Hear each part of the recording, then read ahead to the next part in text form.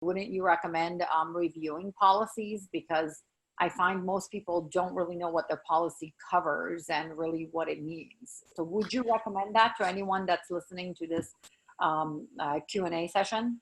Yeah, I highly recommend that the policies be reviewed, because quite often what I find is when people do get a policy, maybe they've gotten it 10 years ago, and they just throw it in a drawer like just about every other insurance policy that people have, and just let it sit. They pay the premium, but they don't review it. So even if you have, let's say, an inflation rider that you had 10 years ago, maybe it hasn't been keeping track. Maybe it hasn't been increasing in benefit with the true cost of long-term care. Or maybe your policy doesn't even have an inflation rider. Yeah. So it's always, always good to review the policies, if not every year, at least every few years or so.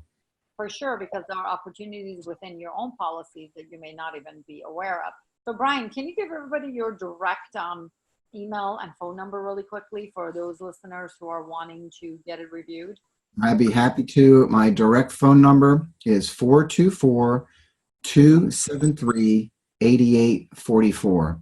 And my email is Brian@myconfidence. I'll spell that for you. So Brian, BRIAN, at myconfidence, MyConfidence.com. Again, the phone number, 424-273-8844. Give me a call anytime. Sounds good.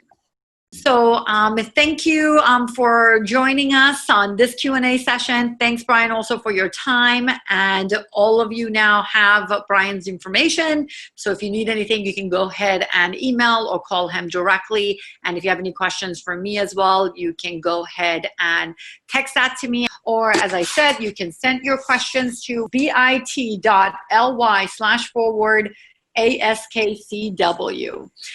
Looking forward to seeing you in the new Q&A session. Have a great day, everyone.